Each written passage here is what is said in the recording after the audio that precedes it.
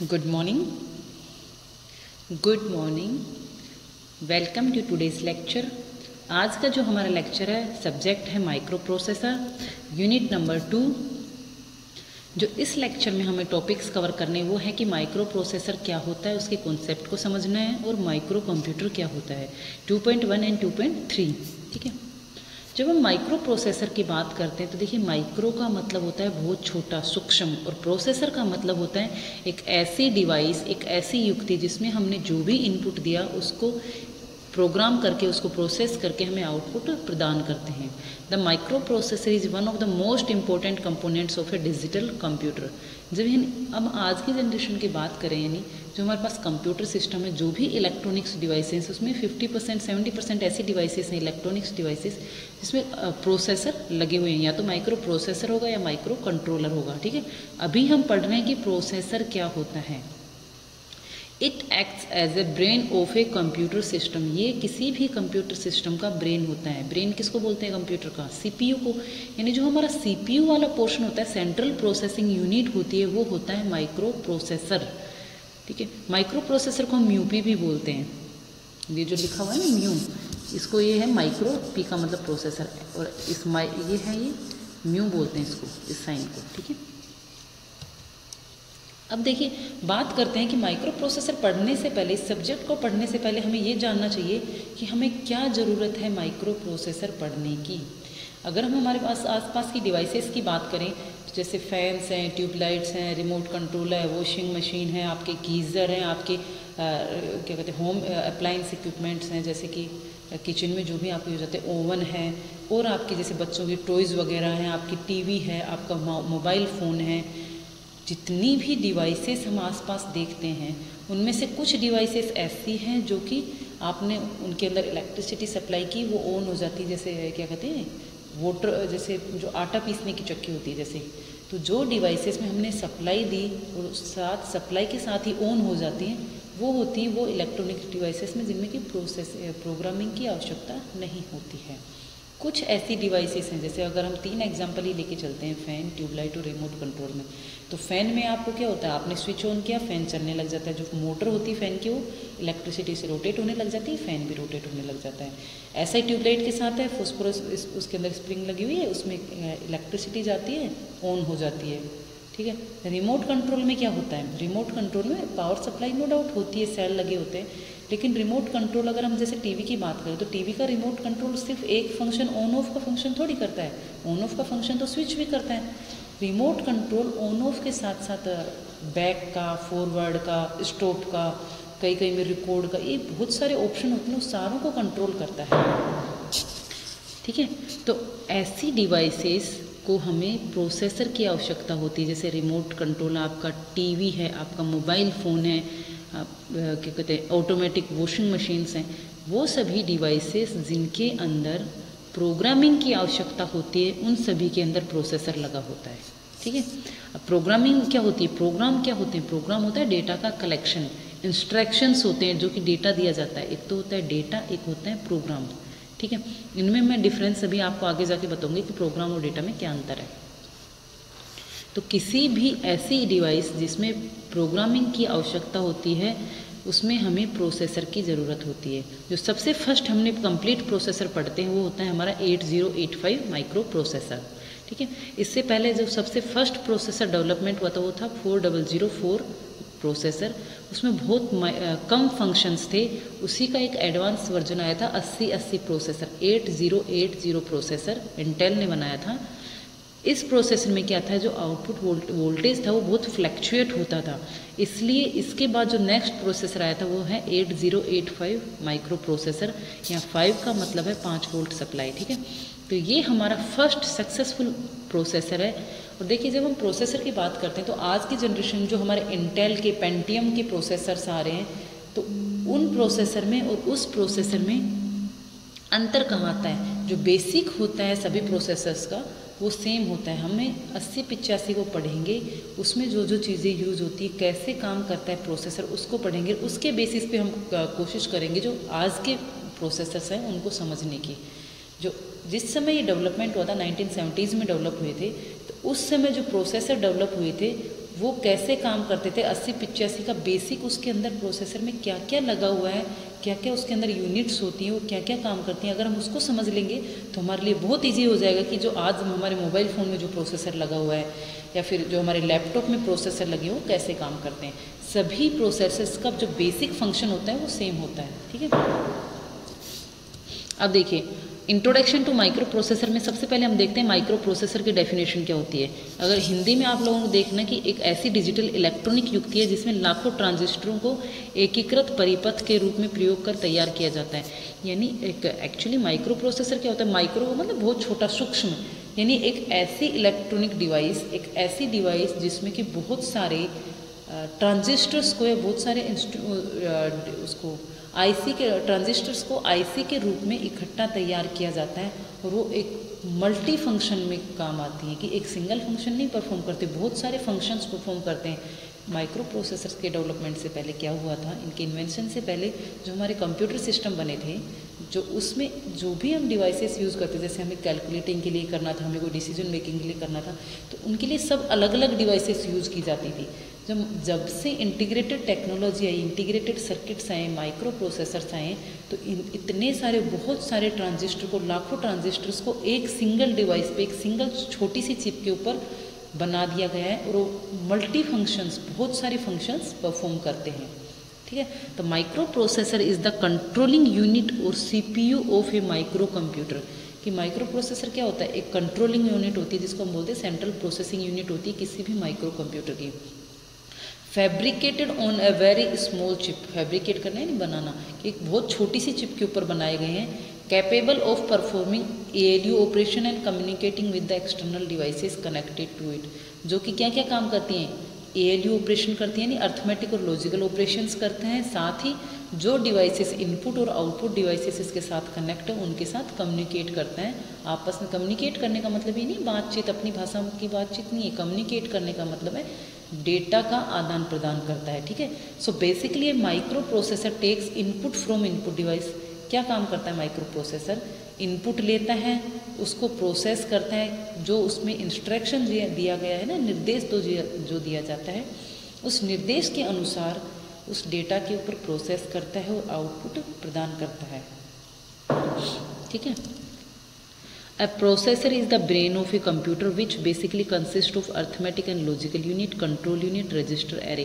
देखिए जो आप स्लाइड्स में जहाँ आपको प्रॉब्लम आती है ना, एक्चुअली स्लाइड्स हमारी इंग्लिश में ही रहेंगी, इसीलिए मैं साथ साथ हिंदी में ट्रांसलेट कर रही हूँ सभी को, इसलिए आप लोगों को सुनना बहुत ज़रूरी है। कि प्रोसेसर क्या होता है, कि किसी भी कंप्यूटर का एक ब्रेन होता है जिसमें क्या क्या होते हैं, ALU होती है। ALU का मतलब होता है अर्थमेटिक और लॉजिकल यूनिट। अब देखिए नाम से पता चलता है, अर्थमेटिक का मतलब होता है जोड़, भाग, घटाना, ये होता है अर्थमेटिक ऑपरेशन। लॉजिकल ऑपरेशन कौन से होते हैं, एंड, और, नोर, नैंड, नोट, ये सारे ऑपरेशन होते हैं वो लॉजिकल ऑपरेशन होते हैं। यानी एक ऐसी डिवाइसेस जो अर्थमेटिक ऑपरेशन भी करती है, लॉजिकल ऑपरेशन भी करती है, उसको हम बोलते हैं ALU। किसका पार्ट होती है, प्रोसेसर का पार्ट होती है। दूसरी इसके अंदर होती है कंट्रोल यूनिट। कंट्रोल का मतलब क्या होता है, कंट्रोल करना, यानी वो यूनिट जो कि सारे फंक्शंस को कंट्रोल करती है उसको बोलते हैं कंट्रोल यूनिट। देन थर्ड है इसके अंदर रजिस्टर एरे। रजिस्टर क्या होते हैं, रजिस्टर होते हैं हमारे जो कि डेटा को स्टोर करने के काम आते हैं, उनको हम बोलते हैं रजिस्टर। जब हम मेमोरीज़ पढ़ेंगे तो मेमोरीज़ में आप स्टार्टिंग से पढ़ोगे कि रजिस्टर क्या होता है। एक ऐसी डिवाइस होती है, 8 बिट की भी होती हैं, 16 बिट की भी होती हैं, जो कि फ्लिप फ्लॉप से मिलके बनती हैं। फ्लिप फ्लॉप एक ऐसी डिवाइस होती है जिसमें at a time 1 bit store की जाती है, तो 1 स्टोर की जाती है, 0 स्टोर की जाती है। और जितने जैसे 8 फ्लिप फ्लॉप मिलके बनाते हैं 8 बिट का एक रजिस्टर। रजिस्टर होती है, सिंगल यूनिट होती है मेमोरी के, जिसमें अंदर डेटा स्टोर किया जाता है। क्योंकि हम माइक्रो प्रोसेसर्स की बात कर रहे हैं, डिजिटल इलेक्ट्रॉनिक्स की बात हो रही है यहाँ पे, तो माइक्रो प्रोसेसर्स होते हैं वो किसके ऊपर वर्क करते हैं, बाइनरी वैल्यूज़ के ऊपर वर्क करते हैं। यानी आइदर 1 और 0, 1 और 0 के रूप में इंफॉर्मेशन लेते हैं, उसके ऊपर काम करते हैं और आउटपुट भी 1 और 0 के रूप में ही प्रदान करते हैं, ठीक है। अब देखिए इससे पहले जो हमने फर्स्ट यूनिट पढ़ी है उसमें हमने नंबर सिस्टम पढ़ा है। नंबर सिस्टम में जो बेसिक नंबर सिस्टम्स आप लोगों के काम में आएंगे वो आएंगे hexadecimal number system and binary number system. और उसमें आपस में हेक्सा से बाइनरी में कैसे कन्वर्ट करते हैं, बाइनरी से हेक्स में कैसे जाते हैं। वो इसलिए ज़रूरत हमें क्योंकि जो माइक्रो प्रोसेसर के आप प्रोग्रामिंग करोगे ना, जो हम इंस्ट्रक्शन उसके अंदर देंगे, जो उसे निर्देश देंगे, वो हम बाहर तो हम लिखेंगे हेक्सा में, हेक्साडेसिमल में लिखेंगे, और जो इंटरनली वर्क होता है माइक्रो प्रोसेसर के अंदर वो बाइनरी लैंग्वेज में वर्क होता है। यानी जो हमने हेक्साडेसिमल में उसके अंदर प्रोग्राम लिख के डालेंगे, एंटर करेंगे, वो इंटरनली बाइनरी में बदले जाएंगे जो कि उसकी मशीन लैंग्वेज है, और फिर से वो हमें आउटपुट हेक्स के रूप में प्रदान करते हैं, ठीक है, या बाइनरी के रूप में प्रदान करते हैं। तो जो बेसिक समझने की चीज़ वो ये है कि हम प्रोग्रामिंग, क्योंकि हम जैसे मान लीजिए अगर हम बाइनरी की बात करें तो बाइनरी में अगर आपको नंबर लिखना है 4, तो हेक्साडेसिमल में तो उसको 4 लिख दोगे, बाइनरी में उसको क्या लिखते हो 100। तो एक 4 लिखने के लिए आपको 10 का सीक्वेंस याद रखना पड़ता है। तो हमारे लिए लिखना ईजी हो जाए इसलिए हम असेंबली लैंग्वेज यूज करते हैं, जो कि हम प्रोग्रामिंग करते हैं वो हेक्साडेसिमल में करेंगे, हम हेक्साडेसिमल्स के प्रोग्राम बनाएंगे। वो जो माइक्रो प्रोसेसर अंदर से काम करेगा, इंटरनली जो माइक्रो प्रोसेसर एग्जीक्यूट करेगा, वो बाइनरी लैंग्वेज ही यूज करते हैं। माइक्रो प्रोसेसर, आज भी जो माइक्रो प्रोसेसर है, देखिए ये चीज़ फिक्स है, माइक्रो प्रोसेसर हमेशा बाइनरी पे ही काम करेगा, 10 पे काम करेगा। जो अब माइक्रो प्रोसेसर हो, चाहे वो इन्वेंट हुए उस टाइम हो, माइक्रो प्रोसेसर हमेशा बाइनरी पर ही काम करता है। ये बहुत इंपॉर्टेंट चीज़ है जो आप लोगों को याद रखनी है, ठीक है। अब देखिए आगे इसमें, as the name indicates ALU perform all arithmetic and logical operation. जो मैंने आप लोगों को बता दिया कि ALU क्या काम करती है, अर्थमेटिक ऑपरेशन और लॉजिकल ऑपरेशन करती है। इनपुट डिवाइस से जो डेटा लेती है या फिर मेमोरी से जो डेटा लेती है उसके ऊपर ऑपरेशन करती है और आउटपुट प्रदान करती है। रजिस्टर एरे में जब हम, क्योंकि ये एक स्पेसिफिक 8085 माइक्रो प्रोसेसर के बारे में बताया गया है, इसलिए इसमें रजिस्टर्स के नाम दे दिए, जैसे A B C D, ये रजिस्टर होते हैं 8085 में, जो कि डेटा को स्टोर करने के काम आएंगे टेम्पररी, ठीक है। और कंट्रोल यूनिट होती है जो कि इंस्ट्रक्शंस के फ्लो या डेटा के फ्लो को कंट्रोल करती है। अब देखिए इसी जो मैंने आप लोगों को बताया ना, वही इस स्लाइड में कि जो माइक्रो प्रोसेसर में जो इंस्ट्रक्शंस होते हैं, जिस पे हम डेटा पे ऑपरेशन परफॉर्म करेंगे, वो हमेशा बिट्स के रूप में होता है, ठीक है। बिट्स का मतलब 10 के फॉर्म के रूप में होता है, या तो 1 होता है या 0 होता है। 10 का एक सीक्वेंस होता है और ये सीक्वेंस सिर्फ माइक्रो प्रोसेसर अंडरस्टैंड करता है। तो जो हम प्रोग्रामिंग करते हैं वो हम करते हैं असेंबली लैंग्वेज में, जो कि हेक्साडेसिमल में बोलूँगी। असेंबली लैंग्वेज जो हम प्रोग्रामिंग करेंगे वो माइक्रो प्रोसेसर के अंदर जाके मशीन लैंग्वेज यानी एक मशीन की स्पेसिफिक लैंग्वेज जो कि मशीन ही अंडरस्टैंड कर सकती है, तो वो मशीन लैंग्वेज में कन्वर्ट होंगे, बाइनरी में कन्वर्ट होंगे, माइक्रो प्रोसेसर उसको समझेगा और उसके अकॉर्डिंग हमें रिजल्ट प्रदान करेगा। अब देखिए यहाँ बात हो रही है मेमोरी की। इस स्लाइड के बाद शायद इसे नेक्स्ट स्लाइड में हम एक माइक्रो प्रोसेसर का कंप्लीट सेट देखेंगे कि उसके अंदर क्या क्या चीज़ होती है, कौन सी चीज़ का क्या वर्क होता है, यानी कौन कौन से ब्लॉक्स आते हैं माइक्रो प्रोसेसर के अंदर, उनके सबके अलग अलग हम फंक्शंस देखेंगे, ठीक है। अब देखिए इसी में नेक्स्ट देखिए इंट्रोडक्शन का माइक्रो प्रोसेसर का। जो माइक्रो प्रोसेसर हम पढ़ेंगे 8085 माइक्रो प्रोसेसर, तो माइक्रो प्रोसेसर का जो हम नाम देते हैं ना, वो उसका देते हैं नाम कितनी बिट्स के ऊपर वो एक साथ काम करता है, यानी उसकी डेटा बस का क्या साइज़ होता है, ये आप आगे जाके पढ़ेंगे डेटा बस क्या होती है। तो माइक्रो प्रोसेसर का जो नाम दिया जाता है ना, वो उसकी बस के हिसाब से, बस का मतलब एक साथ कितनी बिट्स पे काम कर सकता है, वो उसके अकॉर्डिंग दिया जाता है, जिसको हम बोलते हैं वर्ड लेंथ। तो 8085 वो 8 बिट का माइक्रो प्रोसेसर है, मतलब कि 8 बिट्स पे एक साथ जैसे जोड़ना है तो 8 बिट को एक साथ जोड़ सकता है, घटाना है तो 8 बिट को एक साथ घटा सकता है। यानी आप 8 लाइन लगा लीजिए अलग अलग, हर पे एक एक बिट जाएगी, तो टोटल 8 लाइन्स माइक्रो प्रोसेसर के अंदर जाएंगी। उन 8 बिट्स को लेके उन पे एक साथ काम कर सकता है एट ए टाइम। तो ये हो गया 8 बिट का माइक्रो प्रोसेसर। जो 32 बिट वर्ड का होता है उसको बोलते हैं 32 बिट माइक्रो प्रोसेसर। ऐसे 64 बिट माइक्रो प्रोसेसर अलग अलग साइज के होते हैं, ठीक है। अब देखिए माइक्रो प्रोसेसर और सीपीयू सेम होता है, अंतर क्या होता है देखो। जो माइक्रो कंप्यूटर आप पढ़ोगे, माइक्रो कंप्यूटर का सीपीयू होता है वो माइक्रो प्रोसेसर ही होता है। सीपीयू होता है वो माइक्रो प्रोसेसर थोड़ा सा एडवांस हो जाएगा, ज़्यादा टास्क करेगा, लेकिन बेसिकली सीपीयू बनता किससे है, माइक्रो प्रोसेसर से ही बनता है, ठीक है। फर्स्ट जो माइक्रो प्रोसेसर था वो 1971 में इंटेल ने बनाया था। 4004 माइक्रो प्रोसेसर, जो कि कॉमर्शियली सक्सेसफुल नहीं हुआ था। इसके बाद बना था 8080 माइक्रो प्रोसेसर, जो कि अनस्टेबल आउटपुट देता था। और उसी का नेक्स्ट वर्जन जो हम पढ़ेंगे वो है 8085 माइक्रो प्रोसेसर, जो कि 5 वोल्ट सप्लाई पे काम करता है। जो first commercially successful micro processor है उसको हम डिटेल से पढ़ेंगे, ठीक है। अब देखिए, ये हमारा बेसिक ब्लॉक डायग्राम है एक माइक्रो प्रोसेसर किस तरीके का होता है। तो आप बात करें तो एक देखो सिंगल ब्लॉक बना लीजिए, इसको बस आर्किटेक्चर के लिए भूल जाइए एक बार के लिए कि ये इसके अंदर अगर हम ये ब्लॉक्स हटाएं तो ये है माइक्रो प्रोसेसर, ये है मेमोरी और ये है इनपुट आउटपुट। किसी भी माइक्रो प्रोसेसर, किसी भी कंप्यूटर सिस्टम का, ये कंप्यूटर सिस्टम है, उसके 3 पार्ट्स होते हैं, 3 बेसिक ब्लॉक्स होते हैं, एक माइक्रो प्रोसेसर, एक मेमोरी और एक इनपुट आउटपुट, ठीक है। ठीक है, माइक्रो प्रोसेसर के बारे में बात कर रहे थे हम। अब देखिए, माइक्रो प्रोसेसर का जो बिल्डिंग बेसिक ब्लॉक डायग्राम होता है वो इस तरीके से बनता है। एक मिनट,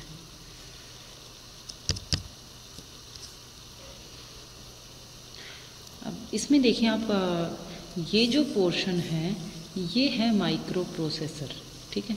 ये किसी कंप्यूटर सिस्टम का डायग्राम है। एक कंप्यूटर सिस्टम में ये ब्लॉक्स होते हैं। जब हम माइक्रो प्रोसेसर पढ़ेंगे तो ये कंप्लीट सिस्टम पढ़ेंगे। माइक्रो प्रोसेसर का बस आर्किटेक्चर इंक्लूड है, इनपुट आउटपुट इंक्लूड है, और जो सिर्फ माइक्रो प्रोसेसर पोर्शन कहलाता है वो ये वाला है। ये माइक्रो प्रोसेसर है। क्या क्या होता है माइक्रो प्रोसेसर के अंदर? ALU होता है, कंट्रोल यूनिट होता है और रजिस्टर होते हैं, ठीक है। दूसरा जो ब्लॉक है वो है मेमोरी का ब्लॉक। मेमोरी का मतलब होता है रैम और रोम। अब देखिए, क्योंकि हम 8085 के कॉन्टेक्स्ट में पढ़ रहे हैं, तो जब भी हम यहीं से स्टार्ट करते हैं मेमोरी से, तो 8085 के कॉन्टेक्स्ट की 1970s की बात है। उस समय सेकेंडरी मेमोरी डेवलप नहीं हुई थी। सेकेंडरी मेमोरी का मतलब फ्लैश कार्ड्स वगैरह वो डेवलप नहीं हुई थी, सिर्फ प्राइमरी मेमोरी थी। अब मेमोरी क्या होती है? मेमोरी एक वो चीज़ है जहाँ हम डेटा या प्रोग्राम सेव करते हैं। अब डेटा क्या होता है और प्रोग्राम क्या होता है?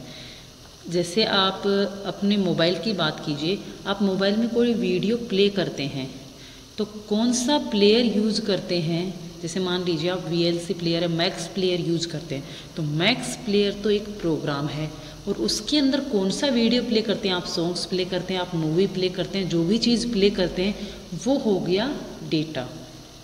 अगर हम दूसरे शब्दों में बात करें तो एक दूसरा एग्जांपल लेके देखिए कि आप फ़ोटोज़, आपके फ़ोन में फ़ोटोज़ होती हैं, तो आप कौन से पिक्चर व्यूअर में आप फ़ोटो देखते हैं? जैसे मान लीजिए आप माइक्रोसॉफ्ट पिक्चर व्यूअर है जिसमें आप फ़ोटोज़ देखते हैं, तो वो तो आपका हो गया प्रोग्राम। और आप कौन सी फ़ोटोज़ देख रहे हैं? आप अपने बचपन की देख रहे हैं, आप कोई और फ़ोटोज़ देख रहे हैं, कुछ भी जैसे भी टाइप की फ़ोटोज़ आप देख रहे हैं वो हो गया आपका डेटा, ठीक है।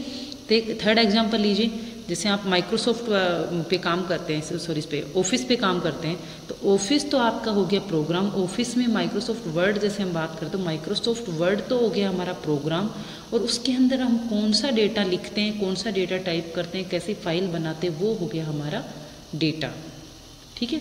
ये अंतर होता है प्रोग्राम या डेटा में।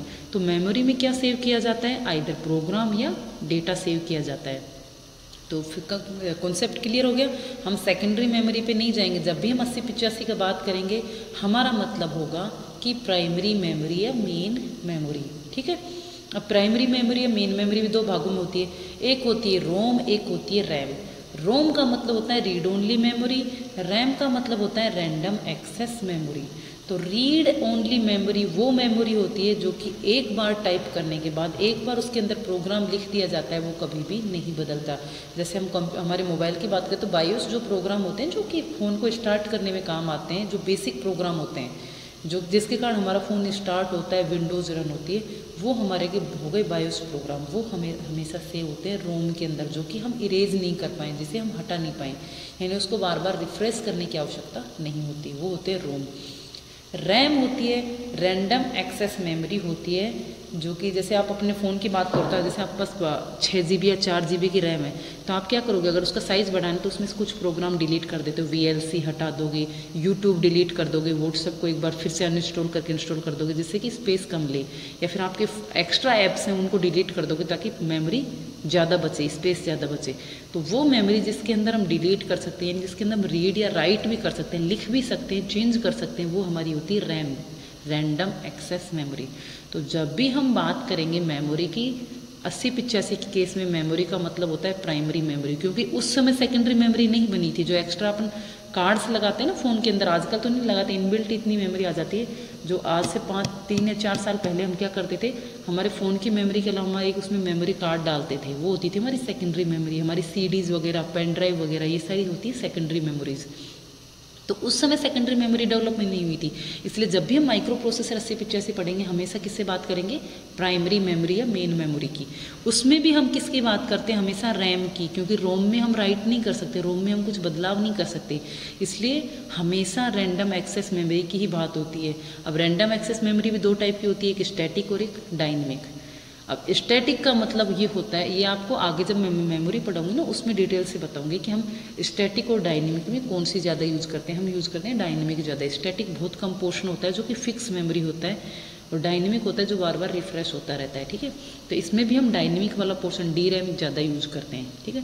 तो जब भी मेमोरी की बात होगी, मेमोरी का मतलब होता है रैम, प्राइमरी मेमोरी, और उसमें भी स्पेशली रैम। आ गया समझ में सभी के माइक्रो प्रोसेसर में। अब देखिए मेमोरी में हम क्या स्टोर करते हैं, या तो डेटा करते हैं या प्रोग्राम करते हैं। जैसे अब आप आपके फ़ोन की मेमोरी लो, तो फ़ोन में आप क्या क्या सेव करते हो, आप कॉन्टैक्ट्स भी सेव करते हो, आप इमेजेस भी सेव करते हो, आप वीडियोज़ भी सेव करते हो, आप मूवीज़ भी सेव करते हो, आप खुद कोई क्या कहते हैं प्रोग्राम भी सेव करते हो, कोई ऐप भी सेव करते हो, सारी चीज़ें सेव होती हैं। तो अब सभी का सेव करने का तरीका अलग अलग नहीं होता है, क्योंकि माइक्रो प्रोसेसर हो तो बाइनरी इन्फॉर्मेशन पे काम करता है, बाइनरी बिट्स पे काम करता है। तो यानी जब हम कुछ भी डेटा सेव करते हैं हमारी मेमोरी के अंदर, वो सभी का सेव करने का तरीका सेम होता है। किस तरीके से होती है, सारी चीज़ें मिलियंस ऑफ मिलियंस बिट्स के रूप में सेव होती हैं। एक बिट की स्ट्रीम बन जाती है 101010011110 इस तरीके से सेव होती है। चाहे वो मूवी हो, चाहे वो पिक्चर हो, कुछ भी डेटा हो, इस फॉर्म में ही सेव होता है माइक्रो प्रोसेसर की मेमोरी के अंदर। तो जब भी, तो जैसे मान लीजिए कि आप मार्केट जा रहे हैं, आप परचेज़ करने जा रहे हैं एक पेन ड्राइव, तो आप पेन ड्राइव खरीद के लाए, तो आप ये थोड़ी कहोगे कि भाई मुझे मूवीज़ सेव करने के लिए पेन ड्राइव दो, या फिर मुझे डेटा सेव करने के लिए, प्रोग्राम सेव करने के लिए पेन ड्राइव दो, या फिर सिर्फ मुझे इमेजेस सेव करने के लिए पेन ड्राइव दो। आप सिर्फ एक पेन ड्राइव खरीद के लाते हैं ना, उसके अंदर आप कोई भी इन्फॉर्मेशन सेव कर सकते हैं। यानी कोई भी इन्फॉर्मेशन, सारी चीज़ें क्या है, इन्फॉर्मेशन है, डेटा है, वो सारा बाइनरी के रूप में कन्वर्ट होकर अंदर सेव होता है मेमोरी में। यानी सेव करने का तरीका सभी का सेम है, चाहे वो कैसी भी प्रोग्राम और कैसा भी डेटा हो। आ गया समझ में, ठीक है। अब नेक्स्ट हम आते हैं इनपुट और आउटपुट पे। इनपुट का मतलब क्या होगा, यहाँ से जो हम इसको इंस्ट्रक्शन देंगे माइक्रो प्रोसेसर से, जो भी हमें काम करवाना है उसको बताना तो पड़ेगा ना कि आपको ये काम करना है। तो उस काम करवाने के लिए, उसको इनपुट देने के लिए, उसको निर्देश देने के लिए हम किसको यूज करेंगे, इनपुट को। और वो निर्देश को प्रोसेस करके या तो हमें जो भी रिजल्ट प्रदान करेगा वो हम किस पे लेंगे, आउटपुट पे, ठीक है। ये हो गया हमारा इनपुट आउटपुट। ये अब हमारा हो गया बेसिक ब्लॉक माइक्रो प्रोसेसर का। आप पूरे यूनिट में यही पढ़ेंगे, पूरे सब्जेक्ट में यही पढ़ेंगे कि माइक्रो प्रोसेसर क्या होता है। इसमें हमारे 3 इंटरनली इसके अंदर पार्ट्स होंगे। एक होगा ALU का मतलब अर्थमेटिक लॉजिकल यूनिट, जो कि सारे गणितीय काम करेगी, यानी जोड़ अर्थमेटिक भी काम करेगी और लॉजिकल भी काम करेगी। 2 टाइप के ऑपरेशन होते हैं, एक अर्थमेटिक एक लॉजिकल। अर्थमेटिक का मतलब जोड़ना, घटाना, गुणा, भाग। लॉजिकल का मतलब एंड ऑपरेशन, और ऑपरेशन, नोट ऑपरेशन और उसके रिलेटेड सारे ऑपरेशन, ठीक है। तो जितने भी अर्थमेटिक और लॉजिकल ऑपरेशन हो वो सारे कौन करेगा, ALU करेगा। अब देखिए, जैसे मान लीजिए 2 संख्याओं को जोड़ना है, मैं हमारे दशमलव का एग्जाम्पल लेके चल रही हूँ। माइक्रो प्रोसेसर में वो बाइनरी में जुड़ेगा, ठीक है। जैसे हमें जोड़ना है 5 को और 5 को, तो जोड़ने के बाद जो रिजल्ट आएगा 5 + 5, जैसे 5 और 5 मत मान लीजिए, आप जोड़िए 25 को और 35 को जोड़िए। तो आप लिख के देखिए, एक 25 लिखेंगे, एक 35 लिखेंगे, तो इकाई के ऊपर 2 5 और नीचे 3 5, तो 5 और 5 जुड़ के क्या बनता है, 10।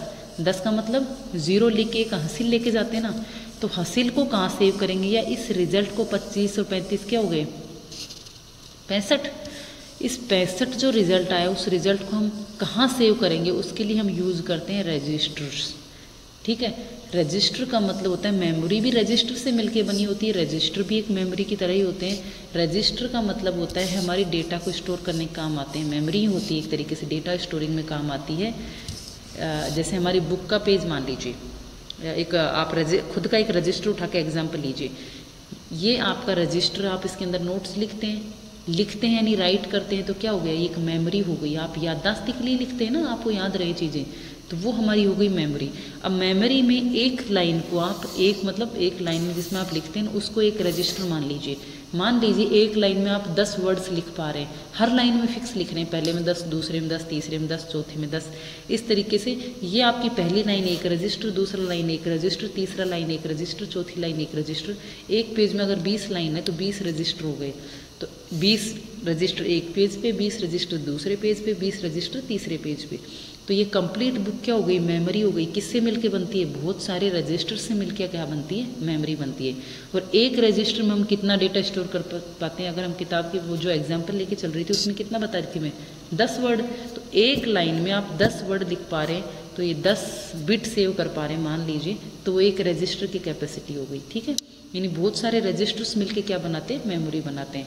और एक रजिस्टर में हम कितना डेटा स्टोर करते हैं, कितनी बिट्स स्टोर करते हैं, वो रजिस्टर की कैपेसिटी पे निर्भर करती है। क्योंकि माइक्रो प्रोसेसर 8085 में 8 बिट का डेटा होता है, डेटा का साइज होता है 8 बिट, इसको बोलते हैं 8 बिट का माइक्रो प्रोसेसर। तो इसमें एट ए टाइम 8 बिट के ऊपर ही प्रोसेसिंग होती है।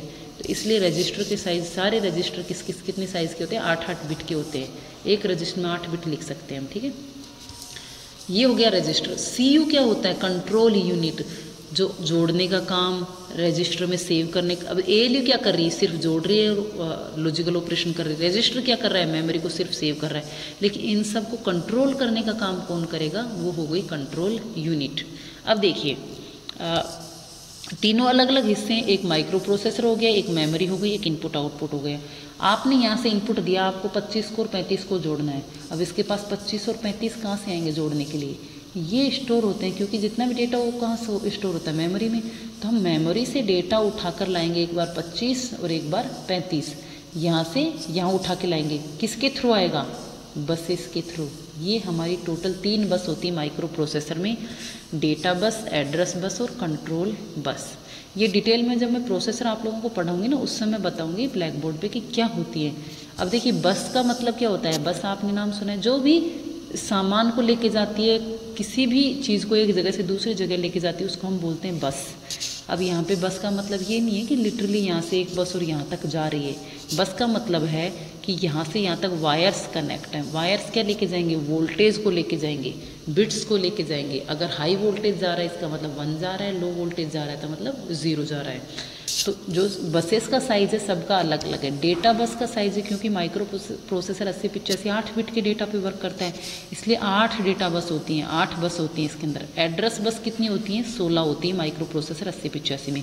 और कंट्रोल बस टोटल 3 बस होती हैं इसके अंदर। ठीक है, रीड राइट। और अब देखिए जब हम डेटा बस की बात करते हैं तो अब देखिए बस का मतलब कभी भी ये नहीं होता है, अब जैसे जो डेटा बस का साइन है वो दोनों तरफ है। ये सारी चीज़ें मैं आर्किटेक्चर में आप लोगों को अच्छे से फिर से रिपीट करूँगी, इसलिए यहाँ ज़्यादा कन्फ्यूज़ होने की जरूरत नहीं है। बस इसका मतलब है यहाँ से यहाँ डेटा को ला रही है और ले जा रही है, क्योंकि कई बार डेटा हमें मेमोरी से उठा के माइक्रो प्रोसेसर में लाना पड़ेगा, जिससे माइक्रो प्रोसेसर उसके ऊपर काम करे और फिर से उस रिजल्ट को हमें मेमोरी में भी ले जाना पड़ सकता है, इसलिए इसके डायरेक्शन दोनों तरफ है। एड्रेस का मतलब ये होता है कि मेमोरी में किस एड्रेस पे से, किस जगह पे से हमें डेटा लाना है, वो कौन बताएगा, एड्रेस बताएगी। कंट्रोल बस क्या करेगी, कंट्रोलिंग का काम करेगी कि रीड करना है या राइट करना है, यानी लेके जाना है और या फिर लाके स्टोर करना है, वो बताएगी कंट्रोल बस। तो आप बसेस समझ लीजिए, बसेस क्या करती है, डेटा का आदान प्रदान करती है। ये भी बसेस है यहाँ पे, इनपुट आउटपुट भी बस, क्योंकि डेटा को अगर हमें ट्रांसफ़र करना है तो हमें बसेस की ज़रूरत है, एक जगह से दूसरी जगह। ये भी बाई डायरेक्शनल है, क्योंकि एक बार इनपुट दे भी सकती है और आउटपुट दे भी सकती है और इनपुट ले भी सकती है। ये हमारा हो गया बेसिक बस माइक्रो प्रोसेसर का आर्किटेक्चर कैसा होता है। अब देखिए हम बात करते हैं कंप्यूटर क्या होता है। क्योंकि माइक्रो प्रोसेसर का आपको कॉन्सेप्ट समझ में आ गया है तो हम कंप्यूटर पढ़ेंगे, फिर हम पढ़ेंगे माइक्रो कंप्यूटर क्या होता है। कंप्यूटर क्या होता है, जो डेटा को एक्सेप्ट करता है यूजर से, उस डेटा को दिए गए इंस्ट्रक्शन के अकॉर्डिंग प्रोसेस करता है, डेटा को एक्सेप्ट करता है, फिर मेमोरी में स्टोर करता है। Stores the data and set of instruction supplied by user in the memory में। ये एक तरीका है किस तरीके से कंप्यूटर काम करता है। कंप्यूटर सबसे पहले क्या करेगा, डेटा को एक्सेप्ट करेगा। अब उस डेटा को ले तो लिया इनपुट से, कहाँ ले जाके, ऐसा थोड़ी बसेस के ऊपर ही छोड़ देगा, उस डेटा को ले जाके स्टोर करेगा मेमोरी के अंदर। मेमोरी क्या काम करती है? मेमोरी सिर्फ स्टोरिंग का काम करती है डेटा को। तो हम इनपुट यानी यूजर, जैसे मैं हूँ तो मेरे से डेटा को लिया। डेटा लेने का मतलब है जैसे मैं कोई भी प्रोग्राम कर रही हूँ, जैसे माइक्रोसॉफ्ट वर्ड में मैं लिख रही हूँ, तो लिख रही हूँ वो डेटा कहाँ जा रहा है? वो हमको तो स्क्रीन पे शो हो रहा है, लेकिन एक्चुअल में वो स्टोर कहाँ जाके हो रहा है? कंप्यूटर की मेमोरी में। तो डेटा लिया, उस डेटा को ले जाके मेमोरी के अंदर स्टोर किया, फिर उस डेटा पे प्रोसेस किया। Process the data according to the instruction in the processing unit, कि क्या हमने उसको निर्देश दिए, स्टोर करने के निर्देश दिए, डिलीट करने के दिए, जिस भी चीज़ के निर्देश दिए उसके अकॉर्डिंग उस डेटा पे प्रोसेस करेगा। जो रिजल्ट होता है उसको कम्युनिकेट कर देगा फर्दर काम के लिए कि आगे हमें क्या करना है, यानी हमें डिस्प्ले करना है या फिर हमें डिलीट करना है कंप्लीट फाइल को, जो भी करना है उसके अकॉर्डिंग हमें रिजल्ट प्रदान करेगा। ये हमारा कंप्यूटर सिस्टम का बेसिक ब्लॉक डायग्राम होता है। ये जो CPU वाला पोर्शन है ये हमारा होता है प्रोसेसर। ये माइक्रो प्रोसेसर का काम है। माइक्रो प्रोसेसर में इनपुट, आउटपुट और मेमोरी, ये 3 पोर्शन कनेक्ट हैं। इसमें ALU होते हैं, कंट्रोल यूनिट होती है, रजिस्टर होती हैं। ठीक है, ये बेसिक कंप्यूटर का ब्लॉक डायग्राम है। अब देखिए इनपुट क्या होती है। इनपुट वो डिवाइसेस जिस पे डेटा एक्सेप्ट किया जाता है। The input consist of devices which accept the data and instruction from the user and communicated to the CPU। क्या करती हैं इनपुट डिवाइस? जैसे कीबोर्ड होता है, माउस होता है, जॉयस्टिक होता है, ट्रैक बॉल होता है, जो कि डेटा को लेती हैं और CPU तक भेजती है। आउटपुट डिवाइसेस क्या करती हैं? जो CPU से डेटा लेके हमारे यूज़र तक भेजती हैं, जैसे मॉनिटर, प्रिंटर, लाउड स्पीकर। ठीक है, नेक्स्ट हो गया CPU। CPU होता है वो माइक्रो प्रोसेसर का, कंप्यूटर का हार्ट होता है और नर्वस सिस्टम होता है, यानी सारी चीज़ों का कंट्रोल करने का जो काम होता है वो CPU के पास होता है। इसलिए उसको बोलते हैं सेंट्रल प्रोसेसिंग यूनिट, यानी प्रोसेसिंग भी करती है और बहुत सारे फंक्शंस को कंट्रोल भी करती है। क्या क्या काम करती है? इनपुट, जो भी मेमोरी में डेटा है उसको फैच करती है। इनपुट आउटपुट, जो पेरीफेरल डिवाइस बोलते हैं, हम इनपुट आउटपुट को बोलते हैं पेरीफेरल डिवाइसेस। वहाँ से डेटा लेती है, मेमोरी से डेटा लेती है, उसके ऊपर ऑपरेशन परफॉर्म करती है, जो भी ऑपरेशन करना है उसके बाद उस इंस्ट्रक्शन के अकॉर्डिंग रिजल्ट प्रदान करती है। क्या क्या पार्ट्स होते हैं? ALU होती है, कंट्रोल यूनिट होती है और रजिस्टर्स होते हैं। ठीक है, अब ALU का फंक्शन में बार बार आप लोगों को बता चुकी हूँ, अर्थमेटिक और लॉजिकल ऑपरेशन करते हैं। ठीक है, टाइमिंग एंड कंट्रोल यूनिट क्या होती है? कंट्रोल यूनिट होती है जितने एंटायर ऑपरेशन को कंट्रोल करती है कि ALU कैसे काम करेगी, इनपुट आउटपुट डिवाइसेस कैसे काम करेंगी, मेमोरी को कैसे कंट्रोल करना है, सभी को कंट्रोल करने का काम कौन करता है? Control unit. टाइमिंग, जो एक एक्स्ट्रा वर्ड आया है टाइमिंग, है यहाँ पे इंस्ट्रक्शन को जनरेट करने में, उनको भेजने में एक फिक्स टाइमिंग होनी चाहिए। वो टाइमिंग सिग्नल को जो कंट्रोल करती है वो होती है टाइमिंग यूनिट के द्वारा। ठीक है, नेक्स्ट हमारा आ गया रजिस्टर। रजिस्टर होते हैं वो मेमोरी का एक बहुत छोटा सा पोर्शन होते हैं जिसमें हम डेटा को स्टोर करते हैं टेम्परेरी, कुछ समय के लिए। जब ऑपरेशन हो रहा होता है तो इंटरमीडिएट जो रिजल्ट आते हैं उसको टेम्परेरी सेव करने का किसमें के लिए हम क्या यूज़ करते हैं? रजिस्टर्स यूज करते हैं। नेक्स्ट आ गया मेमोरी यूनिट। मेमोरी यूनिट क्या होती है? जितनी भी इंफॉर्मेशन होती है, चाहे वो डेटा हो चाहे वो प्रोग्राम हो, सबको स्टोर करने का काम करती है। अब वो जितना भी डेटा हमने इनपुट दिया वो भी वहीं जाके स्टोर होता है। आउटपुट अगर हम मेमोरी में स्टोर करें तो आउटपुट भी मेमोरी में स्टोर होता है। कैसा भी डेटा हो कंप्यूटर सिस्टम का, सब किसके अंदर जाके सेव होता है? मेमोरी के अंदर। ठीक है, नेक्स्ट आ गया माइक्रो कंप्यूटर। क्या होता है? माइक्रो कंप्यूटर बोलते हैं वो कंप्यूटर जिनमें CPU होता है, वो प्रोसेसर होता है, यानी जिन कंप्यूटर्स का CPU माइक्रो प्रोसेसर होता है उन कंप्यूटर्स को हम बोलते हैं माइक्रो कंप्यूटर। देखिए कंप्यूटर में और माइक्रो कंप्यूटर में एक्चुअली अंतर क्या है? माइक्रो कंप्यूटर कंप्यूटर का स्मॉल हिस्सा होता है, एक छोटा वर्जन होता है जिसमें CPU को रिप्लेस करके हमने कोई भी एक माइक्रो प्रोसेसर लगा दिया। माइक्रो प्रोसेसर बेसिकली CPU ही होता है, लेकिन CPU ज़्यादा फंक्शन करता है। माइक्रो प्रोसेसर से भी एडवांस उसमें और चीज़ें इंप्लीमेंट की जाती हैं। और अगर उस CPU को हटा के हमने एक माइक्रो प्रोसेसर लगा दिया तो इसको बोलेंगे हम माइक्रो कंप्यूटर। ठीक है, वही सेम ब्लॉक्स होंगे, इनपुट आउटपुट मेमोरी और माइक्रो प्रोसेसर। क्योंकि माइक्रो प्रोसेसर होता है वो एक सिंगल IC होता है, सिंगल IC के ऊपर बना होता है, इसलिए इसको बोलते हैं माइक्रो कंप्यूटर। अब देखिए, a microprocessor is a large scale integration IC that does almost all the functions of the CPU।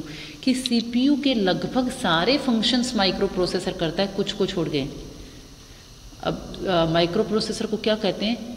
कि CPU on single chip, micro computer या माइक्रो क्या हो गया कि CPU content in a single chip. अगर हम CPU को एक ही चिप पे बना देते हैं वो माइक्रो प्रोसेसर की तरह काम करता है या फिर माइक्रो कंप्यूटर बन जाता है। The basic function of a microprocessor is to fetch the instruction stored in the main memory. अब देखिए जो ये वाला पोर्शन है ना आपका कि माइक्रो प्रोसेसर क्या काम करते हैं, आप लोग प्लीज़ कंफ्यूज मत होना यहाँ पे, क्योंकि इंट्रोडक्शन चल रहे हैं। तो इंट्रोडक्शन में हमारे पास इतना ज़्यादा डेटा प्रोसेस होता है, हमारे पास इतनी सारी इन्फॉर्मेशन है मेरे पास जो आप लोगों को डिलीवर करनी है, आप लोगों तक पहुँचानी है, आप लोगों को समझानी है। इसलिए कई बार क्या इरेलीवेंट इन्फॉर्मेशन भी आ रही है आप लोगों के पास जो कि हमारे टॉपिक से बहुत ऊपर जा रही है। लेकिन क्योंकि हमें यहाँ पे माइक्रो प्रोसेसर को समझना है तो हमें सारी इन्फॉर्मेशन को कैप्चर करना है कि माइक्रो प्रोसेसर में एक्चुअली क्या चीज़ है, ऐसा क्या है कि जिसको हम इतना डीपली, हम इतना डिटेल से जानने की कोशिश कर रहे हैं। जितना भी आज के टाइम में जो भी एडवांसमेंट हो रहा है इलेक्ट्रॉनिक्स में, सारा माइक्रो प्रोसेसर है, इस पे डिपेंड है सभी माइक्रो प्रोसेसर पे, ठीक है। तो माइक्रो प्रोसेसर का जो बेसिक फंक्शन है, बेसिक फंक्शन का मतलब होता है मुख्य काम, जो मेन काम होता है ना, वो क्या क्या करता है वो आप लोगों को मैं डायग्राम है ना उससे अच्छे से बताऊंगी। यहाँ पे 3 पॉइंट्स में मैंने लिखा है। जो फर्स्ट पॉइंट लिखा है वो है to fetch the instruction stored in the main memory. Second है identify the operations and devices involve in it, ठीक है। थर्ड है accordingly generate control signal to determine when a given action is to take place. देखिए जो मैंने आप लोगों को समझाया ना वही चीज़ है यहाँ पे, यहाँ आ जाएगी। माइक्रो प्रोसेसर क्या काम करेगा, माइक्रो प्रोसेसर फैच करना का मतलब होता है लाना, यानी सबसे पहला जैसे ही हमने कोई इनपुट दिया तो माइक्रो प्रोसेसर का सबसे पहला काम क्या होगा, सबसे पहला काम होगा कि मेमोरी से जाके वो डेटा लेके आओ जिसके ऊपर काम करना है, वो प्रोग्राम लाओ, वो डेटा लाओ जिससे माइक्रो प्रोसेसर समझ सके कि क्या काम करना है और किसके ऊपर काम करना है। सबसे पहले ये करेगा। फिर वो समझने के बाद जैसे ये डेटा यहाँ से आ जाता है, उसको समझने के बाद भी क्या काम करना है, उसके बाद वो सभी डिवाइसेस को जो कि कंट्रोल यूनिट कंट्रोल करेगी उनको आइडेंटिफाई करेगा कि मुझे इस काम को करने के लिए किस किस की ज़रूरत है, और फिर उस जिनको ज़रूरत है ना जिसकी उसको कौन कंट्रोल करेगा, कंट्रोल यूनिट। तो बेसिकली क्या फंक्शन हो रहा है कि यहाँ से इनपुट आउटपुट ने जो भी निर्देश दिए वो मेमोरी में सेव हो गए, उस मेमोरी से डेटा को उठा के माइक्रो प्रोसेसर खुद के पास लाया, फिर उसने समझा कि मुझे क्या काम करना है और मुझे किस किस की ज़रूरत है। मतलब मेरे काम में अगर जोड़ने का काम है तो ALU में हो जाएगा, और अगर रिजल्ट भी डिस्प्ले करना है मॉनिटर के ऊपर तो मुझे इनपुट आउटपुट चाहिए। अगर मुझे बीच में से कोई और डेटा की ज़रूरत है, जैसे गुणा करना है, बीच में कोई तीसरा डेटा और चाहिए तो मुझे मेमोरी की फिर से ज़रूरत है। तो मेमोरी की ज़रूरत है, इसका मतलब मुझे बसेस की भी ज़रूरत है। कंट्रोल यूनिट इन चीज़ों को कंट्रोल करने का काम करेगा, ठीक है। ये हो गया माइक्रो प्रोसेसर का बेसिक फंक्शन कि क्या क्या काम करता है, ठीक है। We can say that a computer with a microprocessor as its CPU is known as micro computer. तो माइक्रो कंप्यूटर क्या होगा, जब भी आपके एग्जाम में माइक्रो कंप्यूटर आएगा आप ऐसा डायग्राम बनाएंगे, फिर इसमें सारी चीज़ों को अलग अलग एक्सप्लेन करेंगे। इनपुट क्या होता है, आउटपुट क्या होता है, मेमोरी क्या होती है, इन तीनों का एक्सप्लेन करोगे और फिर बताओगे माइक्रो प्रोसेसर क्या होता है। और जब माइक्रो प्रोसेसर बताओगे तो आप इन तीनों चीज़ों को बताओगे। माइक्रो प्रोसेसर में ALU होता है, इन ALU को समझाओगे, रजिस्टर को समझाओगे, कंट्रोल यूनिट को समझाओगे, इन तीनों चीज़ों को भी समझाओगे, ठीक है। ये हो गया हमारा माइक्रो कंप्यूटर, यानी एक ऐसा कंप्यूटर जिसमें कि CPU की जगह हम माइक्रो प्रोसेसर यूज करें उसको हम बोलते हैं माइक्रो कंप्यूटर। अब ये कुछ डेफिनेशंस हैं। माइक्रो प्रोसेसर की डेफिनेशन आप लोग देख चुके हैं। The central processing unit built on a single IC is called micro processor, यानी CPU को अगर हम एक सिंगल IC पर बनाएं तो उसको हम बोलते हैं माइक्रो प्रोसेसर। बार बार यही डेफिनेशन में चीज़ आ रही है कि माइक्रो प्रोसेसर क्या होता है कि एक सिंगल ट्रांजिस्टर, बहुत सारे ट्रांजिस्टर को मिनिमाइज करके एक सिंगल सेमीकंडक्टर IC के ऊपर लगाते हैं तो वो एक माइक्रो प्रोसेसर होती है। और CPU क्या होता है, एक या एक से अधिक माइक्रो प्रोसेसर्स बन के एक CPU का निर्माण करते हैं। तो अंतर समझ में आया। CPU क्या होता है, सिंगल माइक्रो प्रोसेसर भी हो सकता है और एक से ज़्यादा माइक्रो प्रोसेसर भी हो सकते हैं। यानी CPU होता है वो माइक्रो प्रोसेसर से ही मिलके बना होता है, ठीक है। तो CPU एक बड़ा टर्म है, माइक्रो प्रोसेसर एक छोटा टर्म है, एक की टर्म है कि माइक्रो प्रोसेसर्स या फिर माइक्रो प्रोसेसर्स मिलके एक CPU बनाते हैं। यानी बहुत सारे माइक्रो प्रोसेसर या एक अकेला माइक्रो प्रोसेसर मिलके CPU बनाता है। और CPU इनपुट आउटपुट और मेमोरी मिलके कंप्यूटर सिस्टम बनाते हैं, ठीक है। और अगर हम सीपीयू की जगह एक सिंगल माइक्रो प्रोसेसर रख दें तो इसको हम बोलते हैं माइक्रो कंप्यूटर, ठीक है। नेक्स्ट हमारा हो गया माइक्रो कंप्यूटर। माइक्रो कंप्यूटर क्या होता है कि हम सीपीयू को रिप्लेस करके अगर माइक्रो प्रोसेसर लगा दें किसी भी कंप्यूटर सिस्टम में तो वो एक माइक्रो कंप्यूटर बन गया। माइक्रो कंप्यूटर को जो पर्सनल कंप्यूटर होता है उसको ही हम माइक्रो कंप्यूटर बोलते हैं, ठीक है। नेक्स्ट हो गया माइक्रो प्रोसेसर देन हो गया मल्टी प्रोसेसर सिस्टम। अब the CPU of a large powerful digital computer contains more than one processor. Multi processor का मतलब क्या हो गया, एक से ज़्यादा प्रोसेसर, यानी कोई ऐसा सिस्टम जिसमें एक से ज़्यादा प्रोसेसर लगे उसको हम बोलते हैं मल्टी प्रोसेसर सिस्टम। देन हो गया माइक्रो कंट्रोलर। माइक्रो कंट्रोलर आप लोग अभी सिर्फ डेफिनेशन देख लीजिए, नेक्स्ट ईयर में आपके माइक्रो कंट्रोलर आएगा 8051। क्या होता है, a highly integrated chip that contain all the components such as CPU, RAM, some form of ROM, input output ports and timer is called microcontroller। अब देखिए यहाँ जो बेसिक चीज़ है वो आप लोगों को ये समझनी है कि माइक्रो प्रोसेसर और माइक्रो कंट्रोलर में क्या अंतर है। देखिए माइक्रो प्रोसेसर फिर से मैं आप लोगों को रिपीट करा रही हूँ, आप इमेजिन करिए माइक्रो प्रोसेसर में हम 3 हिस्से पढ़ते थे, एक तो खुद प्रोसेसर, एक मेमोरी और एक इनपुट आउटपुट, ये 3 पोर्शन होते थे। प्रोसेसर के अंदर खुद के अंदर क्या क्या होता था, ALU होता था, रजिस्टर्स होते थे और कंट्रोल यूनिट होती थी, ये होते थे माइक्रो प्रोसेसर। अब माइक्रो प्रोसेसर फंक्शन क्या करता है, जो भी हमने डेटा दिया उसको प्रोसेस करके आउटपुट देता था, यानी बहुत सारे फंक्शंस को के ऊपर काम करता है माइक्रो प्रोसेसर। प्रोसेसर है यानी बहुत सारे जितने भी इंस्ट्रक्शन हमने दिए उनको परफॉर्म करता है माइक्रो प्रोसेसर। माइक्रो कंट्रोलर क्या होता है, जब हम CPU को, रैम को, रोम को, इनपुट आउटपुट पोर्ट्स को, टाइमर्स को, सारों को उठा के एक सिंगल चिप के ऊपर लगा दें तो वो हो गया माइक्रो कंट्रोलर, यानी हाईली इंटीग्रेटेड। पहले तो सिर्फ प्रोसेसर अलग था, मेमोरी अलग थी और इनपुट आउटपुट अलग था, अब इन सारों को उठा के एक सिंगल चिप के ऊपर लगा दिया है और एक वो डिवाइस जो ऐसी डिवाइस बनेगी जिसमें कि CPU, रैम, रोम, इनपुट आउटपुट और टाइमर सब एक चिप पे ऊपर लगे हों। वो जो डिवाइस बनेगी वो क्या करेगी, एक स्पेसिफिक काम करेगी, एक फिक्स काम के लिए बनाई जाएगी, उसको हम बोलेंगे माइक्रो कंट्रोलर। अगर हम रेट की बात करें तो माइक्रो प्रोसेसर्स महंगे होते हैं, माइक्रो कंट्रोलर सस्ते होते हैं। कहाँ काम आते हैं, जैसे मैं आप लोगों का एग्जाम्पल बताऊँ, माइक्रो प्रोसेसर मतलब जैसे हमारे फ़ोन में, हमारे लैपटॉप में लगे होते हैं माइक्रो प्रोसेसर होते हैं।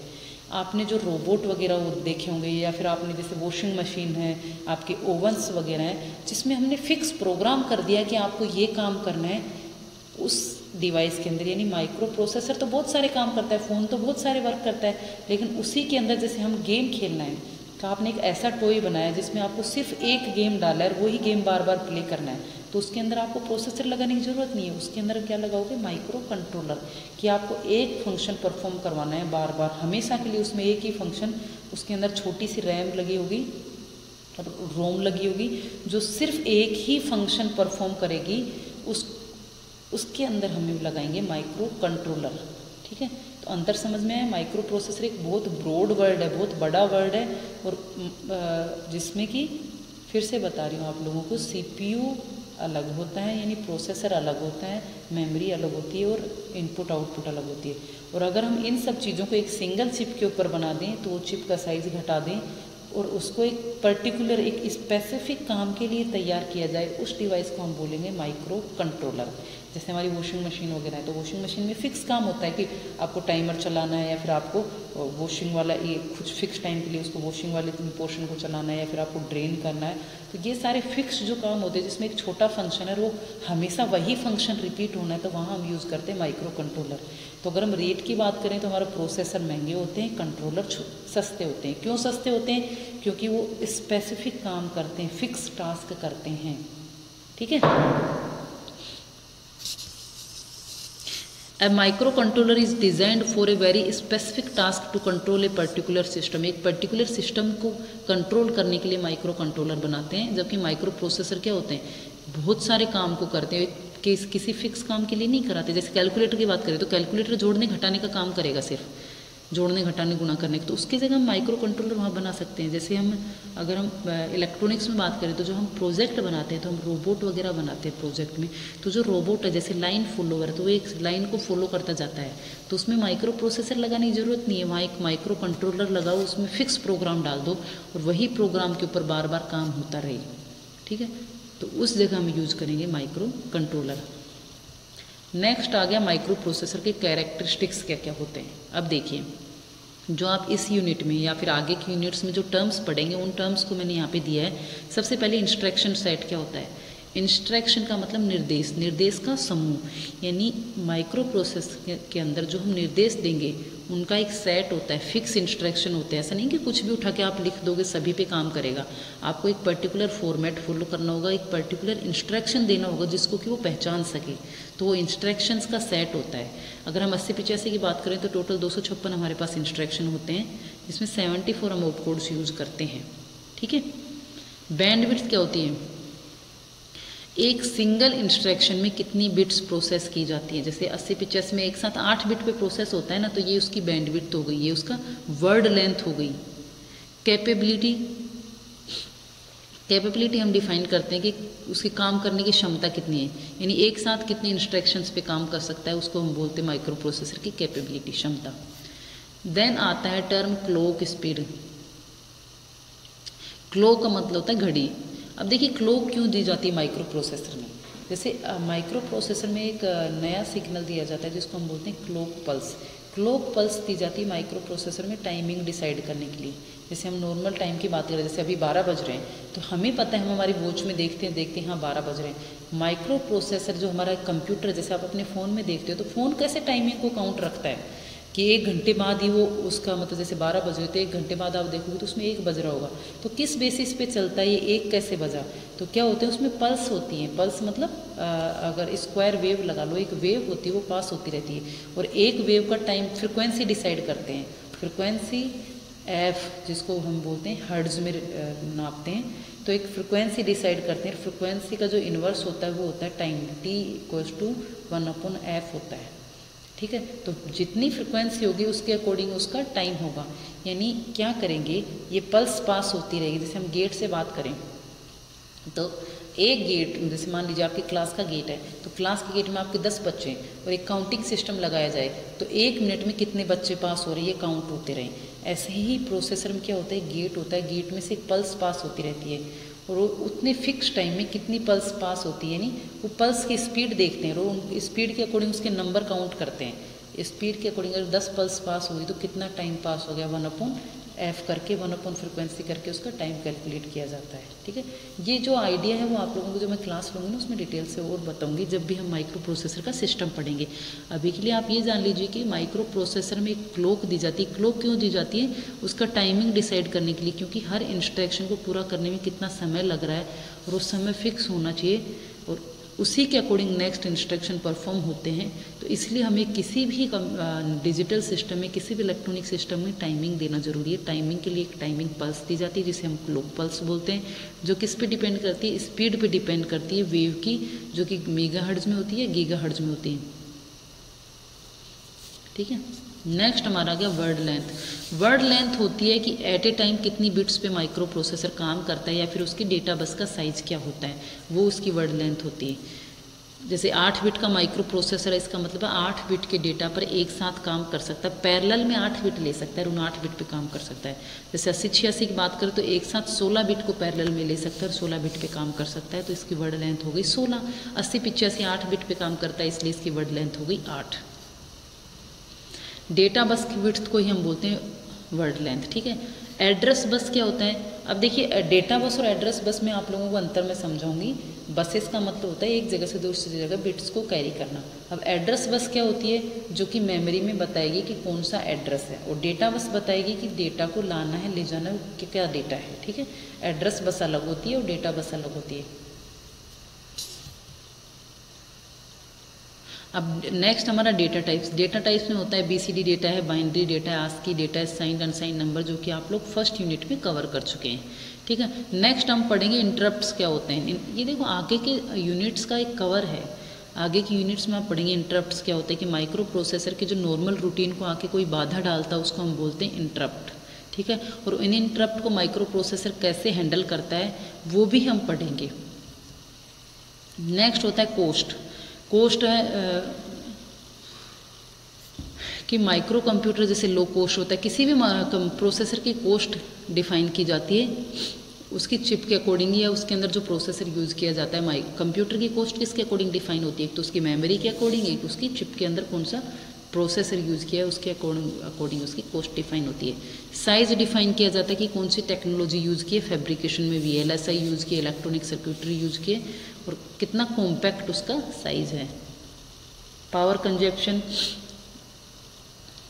लो, जैसे ये फीचर्स हैं ये सारे माइक्रो प्रोसेसर के, लो पावर कंज्यूम करता है, बहुत वर्सेटाइल होता है, रिलायबल होता है। यानी अब देखो वर्सेटाइल का मतलब बहुत सारे ऑपरेशन उसको करता है, रिलायबल का मतलब कि अगर जैसे आपने दो संख्या जोड़ने के लिए दिया, आपने कोई भी मतलब थाउजेंड्स में कोई संख्या जोड़ने को दी तो आप रिलायबल हो सकते हो कि हाँ ये सही जोड़ेगा। रिलायबल यानी विश्वसनीय होता है, ठीक है।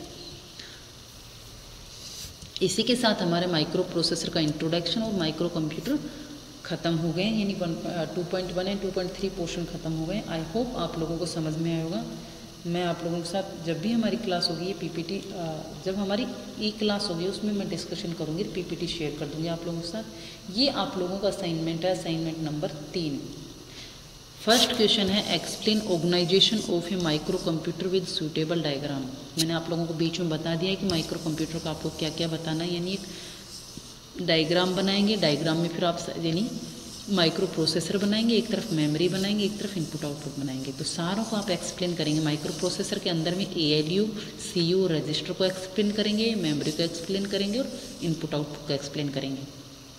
नेक्स्ट है what are the differences between microprocessor and microcontroller with respect to working and application, कि माइक्रो प्रोसेसर और माइक्रो कंट्रोलर में क्या काम करने के उसमें क्या अंतर है और उनकी कहाँ कहाँ एप्लीकेशन यूज़ की जाती है उसमें क्या अंतर है। आप लोग इस क्वेश्चन का मैंने 1-2 आप लोगों को एग्जांपल दिए हैं। आप लोग क्या करेंगे, गूगल पे सर्च करेंगे, कोई भी 3 या 4 आप लोगों को डिफरेंस लिखने हैं। एक तो आप लिखेंगे डेफिनेशन में क्या अंतर है। डेफिनेशन का मतलब आप लोगों को समझ में आना चाहिए कि एक्चुअल में माइक्रो प्रोसेसर क्या होता है, माइक्रो कंट्रोलर क्या होता है, क्यों ज़रूरत है दोनों की अलग अलग जगह पे, उनकी रेट में क्यों अंतर है, उनकी वर्किंग कैपेसिटी में क्यों अंतर है, उनकी एप्लीकेशन अलग अलग जगह क्या है, ये आप लोगों को डिफ्रेंशिएट करना है, ठीक है।